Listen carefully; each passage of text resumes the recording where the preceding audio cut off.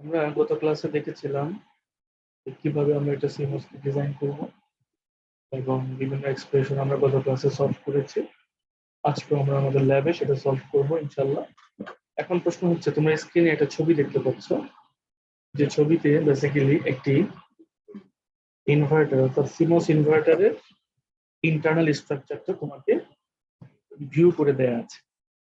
এখন আমি তোমাদেরকে কিন্তু সেকেন্ড ক্লাসে এবং থার্ড ক্লাসে বলেছিলাম যে এই যে সিমসটা ডিজাইন করা হলো, এই যে তুমি তার যে ছবিটা দেখতে পাচ্ছ এখন স্ক্রিনে, সবাই নিশ্চয়ই স্ক্রিনের ছবি দেখতে পাচ্ছ।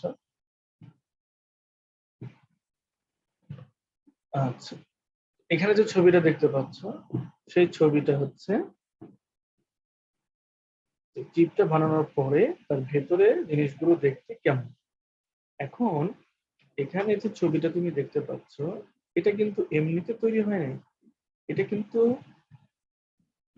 তোমাকে তৈরি করতে হয়েছে। এবং কিভাবে তৈরি করতে হয়েছে, এটাকে কিন্তু স্টেপ বাই স্টেপ ফেব্রিকেট করতে হয়েছে। এবং এই যে ফেব্রিকেশনটা এখানে করা হয়েছে, কিভাবে ফেব্রিকেশনটা করা হলো সেটা নিয়ে আমরা আজকে আমাদের ক্লাসে কথা বলবো। এখানে দেখতে পাচ্ছ ডান পাশে কিন্তু আমি কিছু লেবেলিং করে রেখেছি। হ্যাঁ, আমি কিছু লেবেলিং করে রেখেছি, সেই লেবেলিং গুলো এখানে দেখতে পাচ্ছ।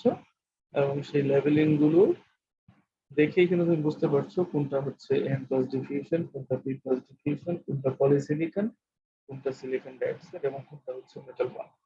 কিন্তু প্রশ্ন হচ্ছে যে এই জিনিসগুলো এখানে কিভাবে ইমপ্লিমেন্ট করা হলো, কিভাবে এটার মধ্যে হচ্ছে ইনসার্ট করা হলো, সেই জিনিসটা আমরা আজকে দেখবো। তোমরা কি শুনতে পাচ্ছ আমার কথা? জি স্যার।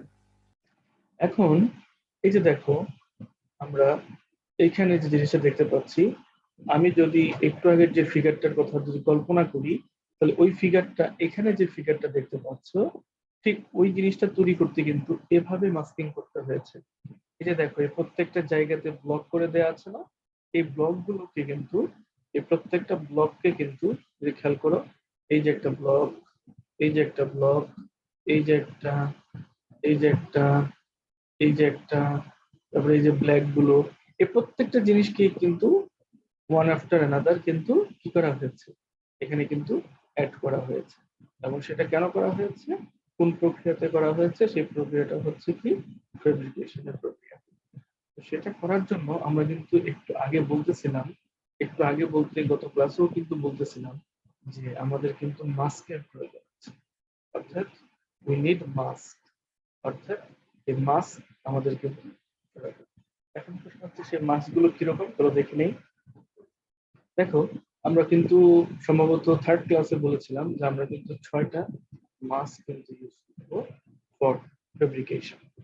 6টা মাস্কের ক্ষেত্রে কি মানে 6টা জিনিস দিয়ে সাধারণত আমাদের সেই সিমাসটাকে ডিজাইন করতে হবে। সো কি কি ধরনের মাস্কের প্রয়োজন হবে সেটা এখানে দেওয়া আছে। যেমন ধরো এনোমেল, polysilicon, N plus diffusion, P plus diffusion, contact এবং হচ্ছে কি মেটাল। এই প্রত্যেকটা জিনিসেরই তোমার প্রয়োজন হবে ফেব্রিকেশনের প্রত্যেকটি পর্যায়ে। এবং এখানে দেখো 2, 4, 6টি আছে, এবং এখানে কিন্তু প্রত্যেকের জন্য কিন্তু প্রত্যেকটি মাস্ক আছে। তো তোমরা পরীক্ষার জন্য অবশ্যই এই মাস্ক গুলোকে ড্র করার মতো প্রিপারেশন নেবে। অর্থাৎ এই মাস্ক গুলো কিভাবে কাজ করে এবং এই মাস্কের স্ট্রাকচার গুলো কেমন, এই বিষয়টা নিয়ে সবাই হচ্ছে এগুলোকে ড্র করে এর উপরে ফুল প্রিপারেশন নেবে, ঠিক আছে?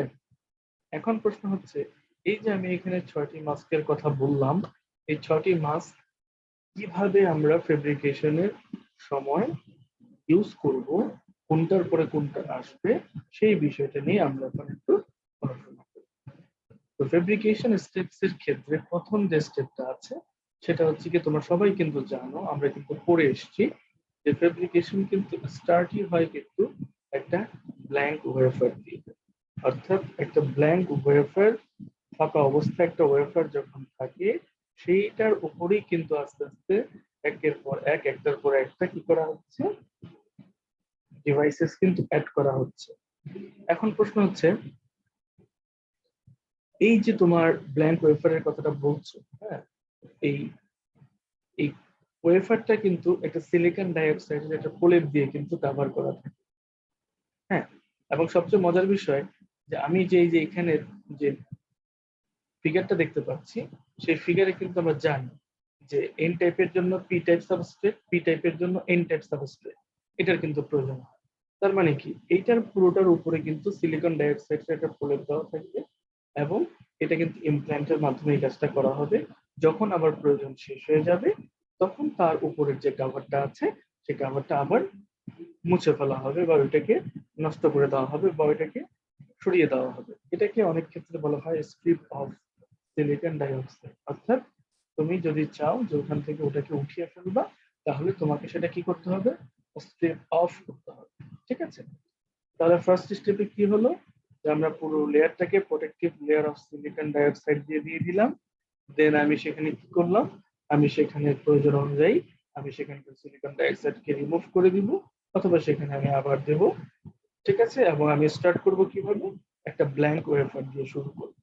ব্ল্যাঙ্ক ওয়েফার দিয়ে শুরু করার পরে আমাকে প্রথম যে কাজটা করতে হবে, সেটা হচ্ছে আমাকে অক্সিডেশনের একটা প্রসেস আমাকে কন্টিনিউ করতে হবে। অক্সিডেশনটা কি? অক্সিডেশনটা দেখো, এই যে এখানে দেখো পি টাইপ সাবস্ট্রেটের উপরে কিন্তু সিলিকন ডাইঅক্সাইডের একটা লেয়ার দেওয়া হয়েছে। এখানে তুমি দেখতে পাচ্ছ একটা আলাদা করে কিন্তু একটা লেয়ার দেওয়া আছে। এই যে দেখো, আমি এই লেয়ারটার কথা বলতেছি। ঠিক আছে, এই যে এই লেয়ারটার কথা বলতেছি। এখন এটা কিভাবে করা হচ্ছে, H2O অথবা হচ্ছে O2, হ্যাঁ, O2-র মাধ্যমে কি করা হচ্ছে, 900 থেকে 1200 ডিগ্রি সেন্টিগ্রেড তাপমাত্রায় এই অক্সিডেশনটা কিন্তু করা হচ্ছে। যার ফলে কি হচ্ছে, এই সিলিকন ডাইঅক্সাইডটা on top of silicon wafer, অর্থাৎ এই যে সিলিকন ডাইঅক্সাইডের কথা যে আমি বললাম, এই সিলিকন ডাইঅক্সাইডটা কিন্তু এটার উপরে কিন্তু বসিয়ে দেওয়া হচ্ছে। এটাকে বলা হচ্ছে অক্সিডেশন। অর্থাৎ আমার এই পি সাবস্ট্রেটের উপরে সিলিকন ডাইঅক্সাইডের যে প্রলেপটা আছে, সেটা দেওয়ার জন্য 900 থেকে 1200 ডিগ্রি সেন্টিগ্রেড তাপমাত্রায় H2O এবং হচ্ছে O2 এর মাধ্যমে কি করা হচ্ছে, এই অক্সিডেশনের ফার্নেসের কাজটা কিন্তু করা হচ্ছে। ঠিক আছে, এখন প্রশ্ন হচ্ছে এটা করার পরে কি হলো, এটার উপরে এই লেয়ারটা কিন্তু অ্যাড হলো। এটা অ্যাড হওয়ার পরে কি হলো দেখো, এটা অ্যাড হওয়ার পরে আমাদের যেটা কাজ নেক্সট, সেটা হচ্ছে দেখো ফটোরেসিস্ট। ফটোরেসিস্টটা হচ্ছে, এটা হচ্ছে একটা লাইট সেনসিটিভ অর্গানিক পলিমার। হ্যাঁ, এটা অর্গানিক পলিমার, যা কিনা তোমাকে, এটা হচ্ছে বেসিক্যালি বলতে পারো সফট করে অনেক, এবং সেটা লাইটের রেসপেক্টে সে এটাকে অনেকটা সফট করে ফেলে। এবং এই যে দেখো এখানে সিলিকন ডাইঅক্সাইডটা এখানে দেখতে পাচ্ছ, এই যে এটার উপরের লেয়ারে কিন্তু এই যে এই জায়গাটায় দেখো, এখানে কিন্তু ফটোরেসিস্টের একটা প্রলেপ কিন্তু, একটা পলিমারের প্রলেপ কিন্তু এখানে দেয়া হচ্ছে। আমরা একটা একটা করে জিনিস কিন্তু এখানে অ্যাড করতেছি, বা প্রত্যেকটা জিনিসই কিন্তু ওয়ান বাই ওয়ান কিন্তু এখানে অ্যাড হচ্ছে। এরপরে কি হচ্ছে দেখো, এরপরে যেটা হচ্ছে সেটা হচ্ছে কি, লিথোগ্রাফি। লিথোগ্রাফিটা কি? লিথোগ্রাফিটা হচ্ছে যে তুমি প্রথমে এখানে কি ধরনের সিমস বানাচ্ছ, সেটা কি এনওএল নাকি পিওএল, এটা তোমাকে জানতে হবে। যেহেতু এটা আমি পি সাবস্ট্রেট দিচ্ছি, তার মানে বুঝতে হবে আমি কিন্তু এনওএল মাস্কিং এ কিন্তু ইউজ করতেছি। তাহলে আমি যখন এই এনওএল মাস্কটাকে ইউজ করব, এই যে এনওএল মাস্কটাকে যখন ইউজ করব, তখন আমার কাজের সুবিধার্থে এই ফটো রেসিস্টের যে প্রলেপটা আছে, সেই প্রলেপটা এখান থেকে তুলে ফেলতে হবে। এখান থেকে তুমি যখন ফটো রেসিস্টের এই প্রলেপটা তুলে ফেলবা, তখন এটা হচ্ছে এখানে ঢুকতে পারবে। অর্থাৎ এই যে মাস্কটা ইউজ করতেছো, তুমি খেয়াল করে দেখো, একটু আগে কিন্তু আমরা দেখে আসছি যে অ্যানোয়েল এর মাস্কটা দেখো, এই যে এটা কিন্তু প্রথম মাস্ক, আর এটা হচ্ছে অ্যানোয়েল এর মাস্ক। দেখতে পেরেছো? সো এটা হচ্ছে অ্যানোয়েল এর মাস্ক, খেয়াল করে দেখো, আমরা কিন্তু ওই মাস্কটাকেই কিন্তু এখানে ইউজ করতেছি, এবং ও কিন্তু এই জায়গাটাকে স্ট্রিপ অফ করে দিয়ে তার ভিতরে কিন্তু ইন করে দেবে। বুঝতে পেরেছো? আচ্ছা, এখন প্রশ্ন হচ্ছে এটা করে ফেলার পরে কি করবে। আমরা তখন কি কাজ করেছি বলতো? প্রথমে ছিল কি, এটা ব্ল্যাঙ্ক ওয়েফার দিয়ে শুরু করেছি। যেহেতু অ্যানুয়াল মার্কস দিয়ে আমরা কাজটা করব, সেহেতু আমরা কি করছি, পি সাবস্ট্রেটের একটা ওয়েফার নিয়েছি, এবং একে কভার করেছি কি সিলিকন ডাইঅক্সাইড দিয়ে।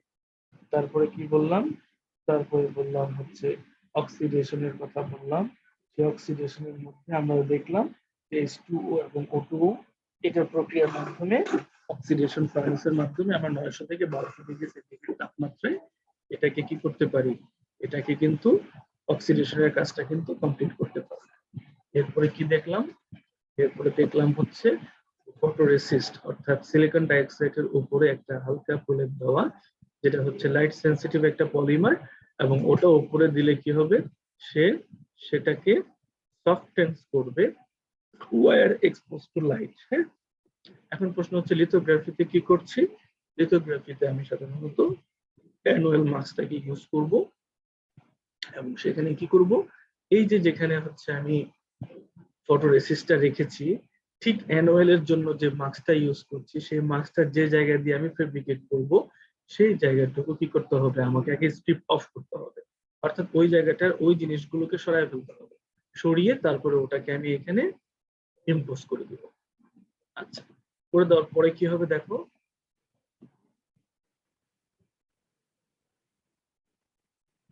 নেক্সট হচ্ছে ইচিং। ইচিংটা কি, অর্থাৎ হাইড্রোফ্লোরিক অ্যাসিডের মাধ্যমে ইচিংটা করা হবে। অর্থাৎ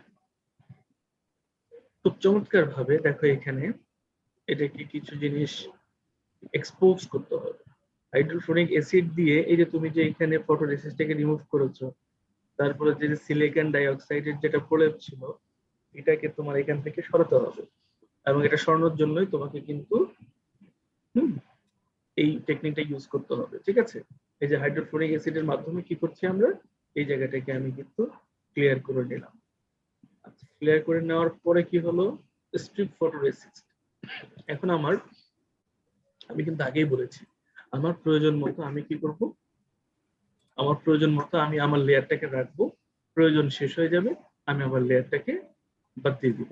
ঠিক একই কাজ আমরা এখানে করতেছি, যেহেতু আমরা ওইটুক লেভেলের কাজটা করে ফেলছি, ওটাকে রিমুভ করে আমি সিলিকন ডাইঅক্সাইডটাকে রিমুভ করে ফেলছি, এখন আমার ফটোরেসিস্টের কোনো প্রয়োজন নাই, সেহেতু আমি কি করব, স্ট্রিপ অফ রিমেইনিং ফটোরেসিস্ট, বাকি যে ফটোরেসিস্টের যে লেয়ারটা আছে সেই লেয়ারটাকে আমি কি করে ফেলবো, রিমুভ করে ফেলবো। আচ্ছা, রিমুভ করে ফেলার পরে খেয়াল করে দেখো, এখন কিন্তু আমি কিন্তু কোন স্টেপে ছিলাম, খেয়াল করে দেখো, আমরা কিন্তু এই যে এটাকে কিন্তু অ্যাড করতেছিলাম, যে অ্যানুয়ালটাকে কিন্তু এখানে অ্যাড করতেছিলাম। দেখো এই যে এটা কিন্তু, এটাকে অফ করে দেওয়ার পরে কিন্তু এখন কিন্তু এটা কিন্তু এটার ভেতরে ইন হয়ে গেছে, অর্থাৎ এটা কিন্তু আমি অলরেডি ফেব্রিকেট করে ফেললাম এটার ভেতরে, অর্থাৎ এটার ভেতরে কিন্তু অলরেডি আমি এটাকে কানেক্ট করে ফেললাম।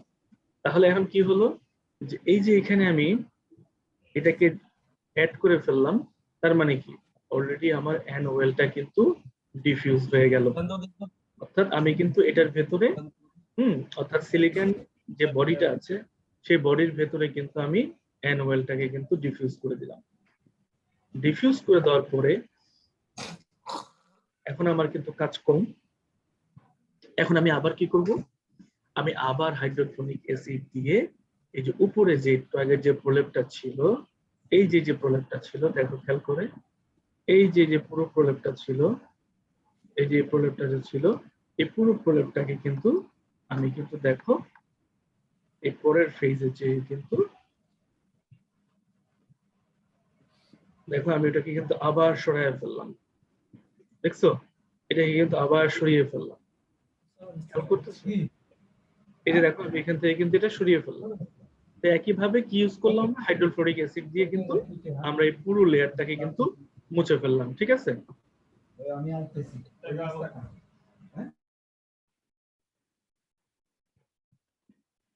ওকে, তাহলে কি হলো, এই কাজটা কিন্তু হয়ে গেল। আচ্ছা, এটা হয়ে যাওয়ার পরে আমাদের নেক্সট কাজ হচ্ছে কি, পলিসিলিকনকে ইনসার্ট করা, পলিসিলিকনকে এখানে অ্যাটাচ করা। এখন দেখো এই যে এখানে তুমি যে অ্যানুয়ালটাকে ইম্পোজ করলা, আমরা কিন্তু সবাই জানি যে গেট লেভেলে কিন্তু পলিসিলিকন থাকে, এবং তার সাথে কিন্তু কন্ডাক্টিভিটির জন্য কিন্তু ভেরি গুড কন্ডাক্টর হিসেবে কিন্তু থিন অক্সাইডের কিন্তু গেট থাকে। তাহলে আমরা কিন্তু পলিসিলিকনের জন্য কিন্তু আমাদের মাস্ক আছে, এবং এই যেটার জন্য কিন্তু আমরা এখানে এটা ইউজ করতেছি, এবং থিন অক্সাইড গেটের জন্য কিন্তু আমরা মাঝখানে এই লেয়ারটা কিন্তু ইউজ করতেছি। আর এটা কি, এটা পুরোটা হচ্ছে কি, এটা হচ্ছে কি আগেই তো আমি অলরেডি এটাকে ইম্পোজ করে ফেলছি। ওকে, আচ্ছা এখন এটা করে ফেলার পরে আমাদের দেখো পলিসিলিকন প্যাটার্নিং করা লাগবে।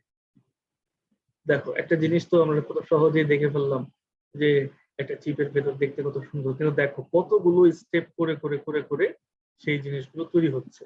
এই যে দেখো প্যাটার্নিংটা মানে হচ্ছে যে তুমি পলিসিলিকনের জন্য যে মাস্কটা ইউজ করবা, সেই মাস্কটা যখন এখানে আসবে তখন শুধুমাত্র যে পোর্শনটুকু গেট হিসেবে অর্থাৎ কানেক্টর হিসেবে থাকবে সেই পোর্শনটুকু শুধু এরকম থাকবে, বাকি পোর্শন গুলো সে কি করে ফেলবে, সেখান থেকে অমিট করে ফেলবে, সেখান থেকে বাকি পোর্শন গুলোকে সে কিন্তু দেখো স্ট্রিপ অফ করে ফেলবে। দেখছো এই যে স্ট্রিপ অফ করে ফেলছে। আচ্ছা, আর এটা তো নিশ্চয়ই বুঝতে পারছো পলিসিলিকন। এই যে দেখো তোমাদেরকে দেখাই, এই যে দেখো, এই যে দেখো পলিসিলিকন, আর পলিসিলিকনের জন্য এই যে দেখো এই যে আমাদের মাস্কটা দেওয়া আছে, এই যে দেখো এটা অলরেডি কিন্তু আমরা এটা ইমপ্লিমেন্ট করে ফেলছি। এখন হচ্ছে পলিসিলিকন এই মাস্কটা হচ্ছে আমরা এখানে ইউজ করতেছি, ঠিক আছে। আচ্ছা, তোমরা কি বুঝতেছো আমার কথা? আমি কিন্তু খুব ধীরে ধীরে বলতেছি।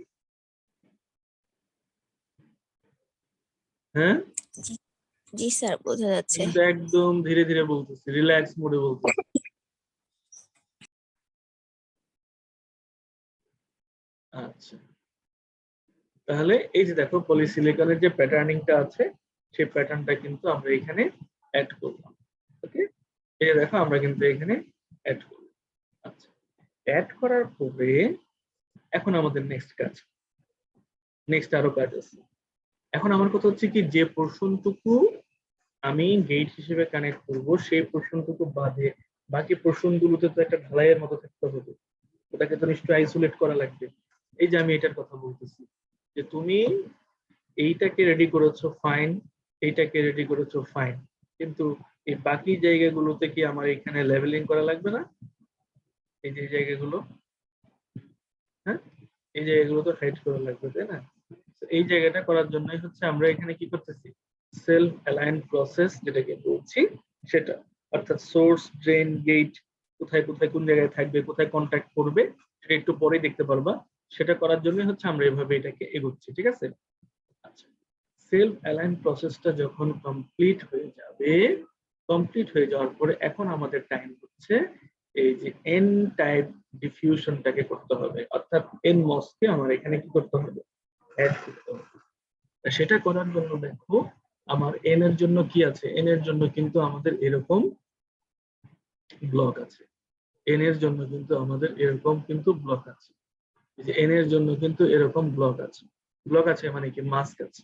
সেই মাস্কটা এখন যে যে জায়গা দিয়ে ঢুকবে সেই সেই জায়গার সেই জায়গার এই যে এই জায়গাগুলো যেটাকে বলছি, সেই জায়গার যে গ্যাপ গুলো আছে সেই গ্যাপ গুলোতে সে হচ্ছে স্ট্রিপ অফ করে ফেলবে, নাহলে তো মাস্কটা ঢুকতে পারবে না।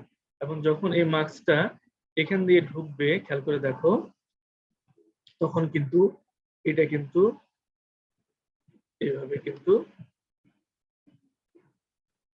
আলাদা হয়ে যাবে, ঠিক আছে। অর্থাৎ এই পোর্শনটুকু এটার সাথে অ্যালাইন্ড হয়ে যাবে, এটার সাথে কিন্তু অ্যালাইন্ড হয়ে যাবে। ঠিক একইভাবে এটাও কিন্তু একই অবস্থা, এই বরাবর এই বরাবর। খেয়াল করতেছো সবাই? জি স্যার। তো চলো দেখি এটা হওয়ার পরে কি হবে, দেখে নিই। এইটা হওয়ার পরে দেখো, এইটা হয়ে যাওয়ার পরে এই যে দেখো আমি যে কথাটা একটু আগে তোমাদেরকে বললাম, লাল দাগ টেনে টেনে দেখছো এই জায়গাটা যেটা গ্যাপ হয়েছে দেখছো, আর এটা যে বরাবর ঢুকছে এখানে কি কোথাও কিছু আসছে, আসে নাই কিন্তু, অর্থাৎ ও যে বরাবর সেই বরাবরই কিন্তু সে শুধু কি করেছে, ইন করেছে। Am I right? জি স্যার। জি স্যার। দেখছো কি চমৎকার, দেখছো যে আমি জাস্ট মার্কসটাকে এখানে অ্যাড করলাম, প্রেস করলাম, ও সঙ্গে সঙ্গে কিন্তু এখানে ইম্পোস্ট হয়ে গেল, এখানে কিন্তু সঙ্গে সঙ্গে অ্যাসাইন হয়ে গেল। হয়ে যাওয়ার পরে এখন দেখো আবার next step, N type diffusion কিন্তু হয়ে গেল, এন টাইপের পরেই কিন্তু এখন চলে আসবে যে আমাকে আবার কিন্তু স্ট্রিপ অফ করতে হবে। অর্থাৎ খেয়াল করে দেখতেছো যখন প্রয়োজন হচ্ছে আমি স্ট্রিপটাকে নিচ্ছি, আবার যখন প্রয়োজন শেষ হয়ে যাচ্ছে আমি কিন্তু আবার তার উপরে সেই স্ট্রিপটাকে রিমুভ করে ফেলতেছি, রাইট? যখন আমার প্রয়োজন হচ্ছে আমি তার উপরে স্ট্রিপটা নিচ্ছি, আবার যখন প্রয়োজন শেষ সেটার স্ট্রিপটা আমি আবার সেখান থেকে উঠায় ফেলতেছি। ওকে, করার পরে এখন কি হলো, এখন আসবে আবার পি। এতক্ষণ এন টাইপকে ডিফিউজ করছো, এখন হচ্ছে পি টাইপকে ডিফিউজ করবা। এই পি টাইপকে ডিফিউজ করা মানে কি, পি টাইপকে এই চিপের এরিয়ার ভেতরে ইম্পোজ করতে হবে, অ্যাসেম্বল করতে হবে। এই যে দেখো আমরা কিন্তু এটা পি টাইপের জন্য যে মাস্কিং সেটা এখানে আছে। সো আমরা যখন এটাকে করব ঠিক একইভাবে একটু আগে যে নিয়মটা ছিল, এই বরাবর সে শুধু ইন করবে, আর এই বরাবর যখন সে ইন করবে এই জায়গাটা কেটে যাবে। হ্যাঁ, শুধু এই ব্লকটা এখানে এসে দেখো, বুঝতে পেরেছো? একটু আগে জাস্ট এনওএলটা যেভাবে কাজ করেছে এখানে কিন্তু পিওএলটা কিন্তু একইভাবে কিন্তু কাজ করবে। বুঝতে পেরেছো?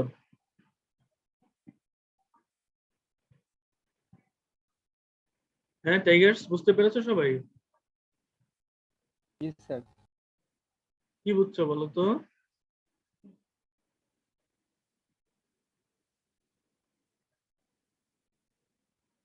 বলো দেখি কি বুঝেছো?